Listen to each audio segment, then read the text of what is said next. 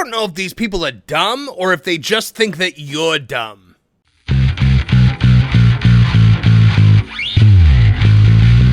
Hello, I'm Marvin, and I'm the Movie Monster. I can't believe that we're still talking about The Acolyte, but here we are. The dead show that just won't die seems to come back into the news cycle about as often as Dracula rising from the grave. That's mostly due to the fact that a certain group of people just can't accept that the show failed for no other reason than it was very expensive and no one watched it. Now, which group of people am I talking about? Well, there's the fans of the show. There are dozens of us. Dozens! But the majority of the pushback we're getting comes from the cast and crew of this absolute train wreck. It seems as though they're desperate to prove that the show failed because of you and not them.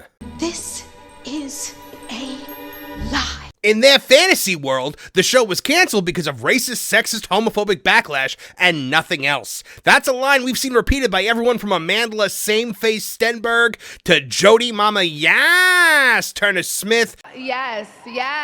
Squid Games guy Manny Jacinto, and etc., etc. Oh, I see. Oh, it was no one's fault. Oh, okay.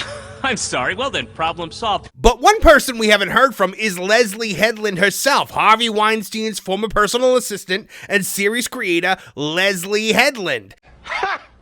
Gay! Since The Acolyte's failure, Leslye has remained very quiet on the subject. However, her loudmouth, talentless wife has been operating on her behalf, and she just spouted off some more nonsense on social media, placing the blame for The Acolyte's cancellation where it truly belongs, on you and me. Just how deranged is this Looney Tune? Find out today on Tooneytown TV.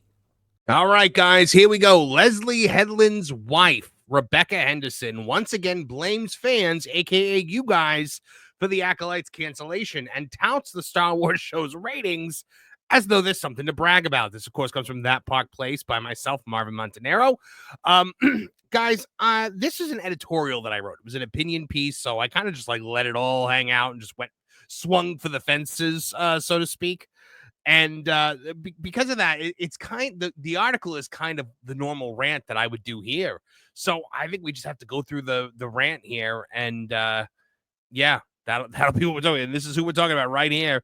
This green abomination, Leslye Headland's wife. The cast of The Acolyte continues to tout the show's ratings, despite the fact that objective numbers show that hardly anybody watched it. However, this group of people seems insistent on doubling down and trying to blame anyone but themselves or creative showrunner and Harvey Weinstein's former personal assistant, Leslye Headland, for the show's cancellation. Instead, Leslye Headland's wife is putting the blame where it really belongs, on you, and I guess me. The fallout from The Acolyte's disastrous performance continues, but rather than accepting reality, Leslie's wife, Rebecca Henderson, hereafter referred to as Leslye Headland's wife, has decided to lash out at fans. In a recent social media post, Henderson, who plays green-skinned Jedi Master Vernestra Roy, or however you say that, in the series, a casting choice that I'm sure had nothing to do with being married to the showrunner, blamed The Acolyte's cancellation on its critics and Star Wars fans while touting misleading data about the show's performance. So what you see here is she's pulling a thing from the Luminate 2024 report, which we talked about on this channel ad nauseum, and saying that The Acolyte came in second place with 2.7 billion minutes watched.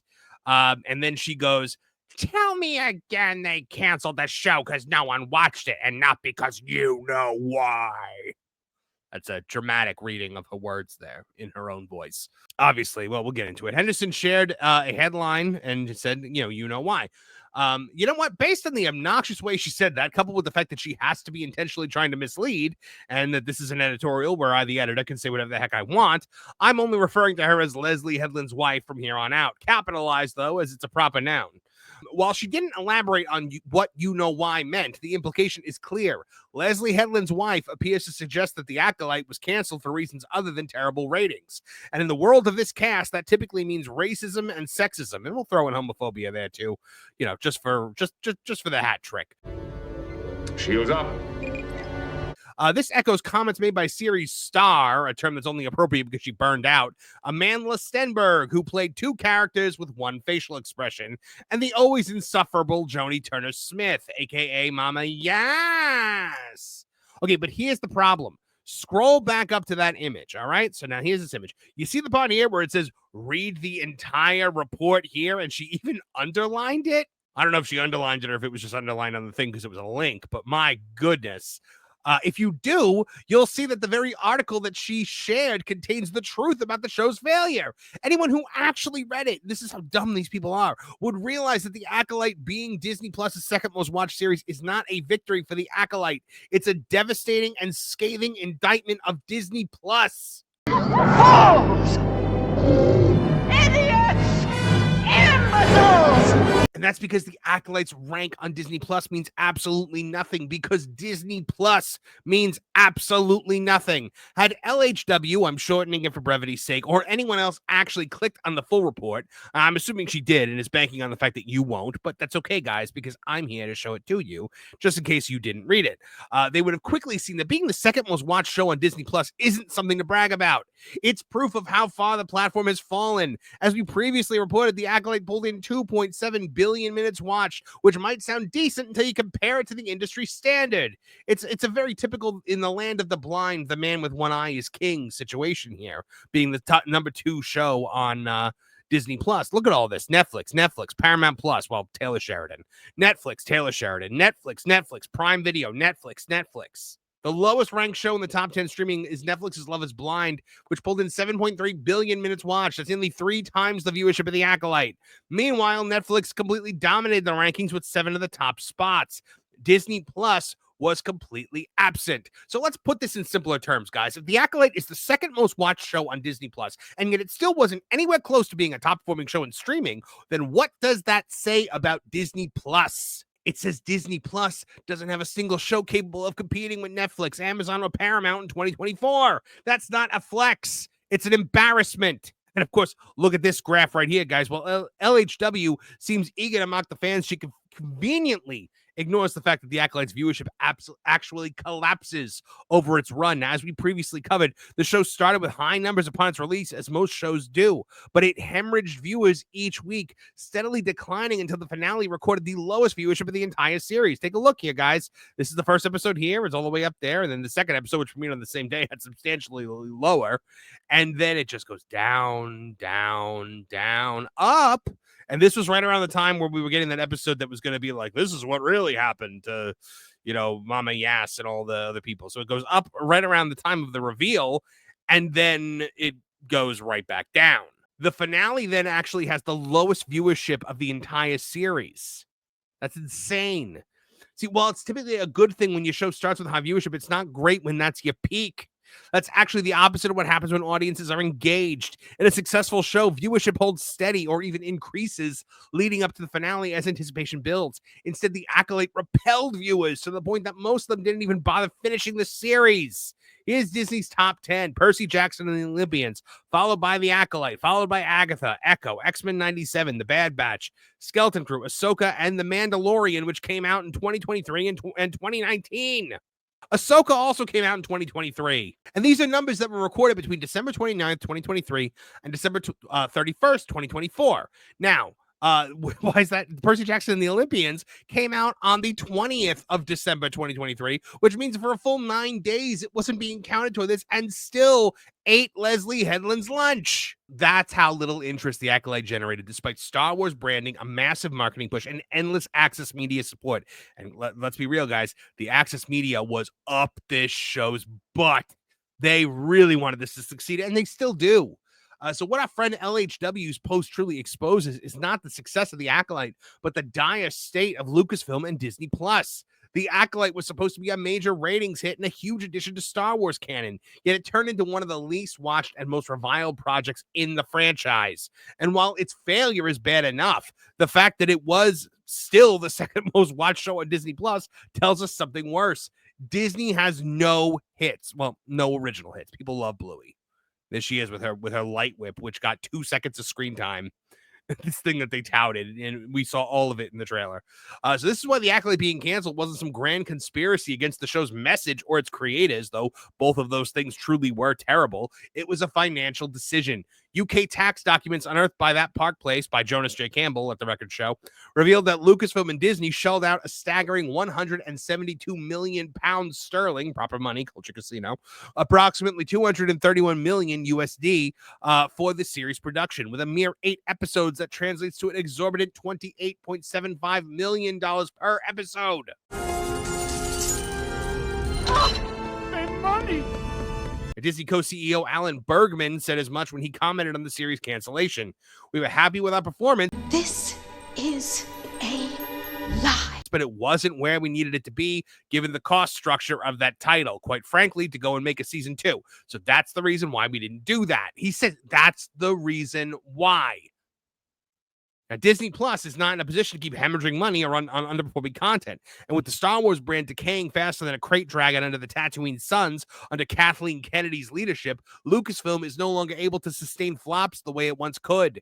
It's no surprise that Leslye Headland has now quietly exited her Netflix project, The Seven Husbands of Evelyn Hugo, just as The Acolyte's failure became undeniable. So what happened there, guys? The second that it came out that The Acolyte's true viewership was terrible, Leslye Headland suddenly decided that she was not going to do her Netflix project. Yes, she decided.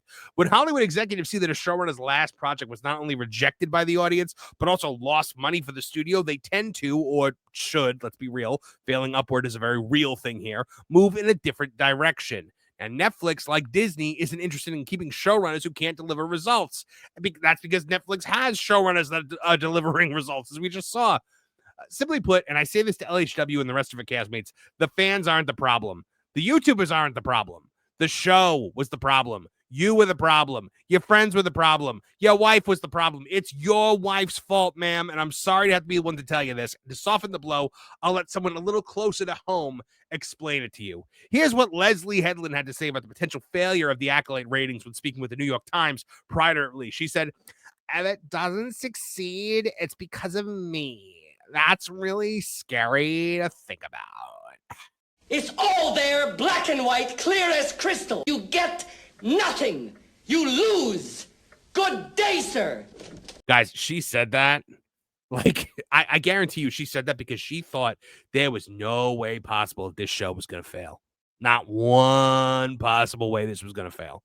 So now if Leslye Headland's wife, I'm going back to her full God-given name because I'm wrapping up and I want to make my point here, wants to lash out at fans, she's free to do so. And the fans and editors-in-chief of entertainment news websites and heads of, entertainment YouTube channels are allowed to laugh at her about it. They're also allowed to write songs about it. Here's mine. Check it out if you haven't. And based on the numbers, most of you haven't. Leslye, I have to say, no one cares that you are gay. But it's here on the channel. Yes, I was shamelessly self-promoting. It was an editorial. I'm allowed to do it. Bite me. The fact remains that The Acolyte was not a hit, as the ratings will show, and I'm fairly certain that myself and countless other content creators made more money off this show than Disney did, because if you made even $1 of profit off of covering The Acolyte, then you made out better than anyone at Disney or Lucasfilm associated with this dumpster fire. I'll close by saying that The Acolyte did not have strong engagement, and it wasn't canceled for any reason other than poor performance. No amount of snarky social media posts can change that reality. If anything, Leslye Headland's wife's outburst only reinforces what audiences already knew. The people behind The Acolyte weren't interested in delivering a good Star Wars story. They were interested in pushing their own narratives and insulting the very fan base they expected to support them. So it's no wonder that in the end, the audience walked away and The Acolyte ended up exactly where it belonged, forgotten. Or it will be forgotten when it stops showing up in the news and I can stop doing videos about it. Just when I thought I was out, they pulled me back in. So what do you guys think? What do you guys think about the fact that Leslye Headland's wife, this vapid narcissist, went on there and blamed you guys and me for the cancellation of this show? Said, oh, it was all this terrible, terrible things from the fans. It's the fans' fault. It's not our fault. Sound off in the comment section below and let me know your thoughts.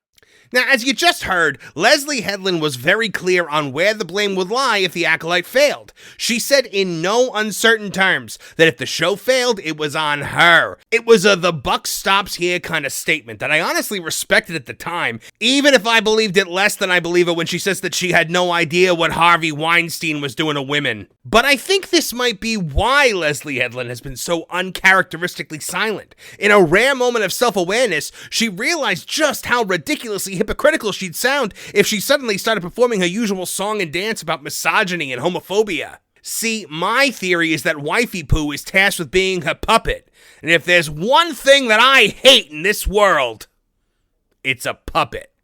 Either that or LHW just wants to keep her money train chugging along. I mean, Hollywood isn't breaking down a door. Other than a few bit parts and small projects, the last thing she had a role in before The Acolyte was Russian Doll, created by, you guessed it, Leslye Headland. And under upcoming projects, there's a big old nothing. That's especially true after Leslye got canned, I mean voluntarily left, her Netflix series. If the gravy train can't run on its own tracks anymore, then it makes sense to try and float it down a river in Egypt called the Nile. But we know the truth, guys. We know it, Disney knows it, Lucasfilm knows it, and hell, even Leslye Headland's wife knows it. The show failed because it cost way too much money and nobody watched it. Money in versus money out. That's the basic formula that determines profitability for every business on the freaking planet. Disney doesn't care about Leslye Headland's therapy issues with her family that needed to be worked out on the screen. They don't even care that we hated it. They just care that it didn't make money. That's something that Leslye Headland's wife can think about while she sits on the couch, dreams of fame, and Googles herself. And then she'll quickly realize that when you Google Leslye Headland's wife, one of the top results you get on the first page of Google is me. Thanks for joining us today, and a special thanks goes out to our Tooneytown TV channel members. You guys are the heart and soul of this channel, and for that, we thank you with exclusive content like Crime and Punishment, our true crime podcast hosted by myself and Trish, and our members-only live stream on Mondays at 3 p.m. EST. So if you are not a member of the Tooneytown TV channel, join today.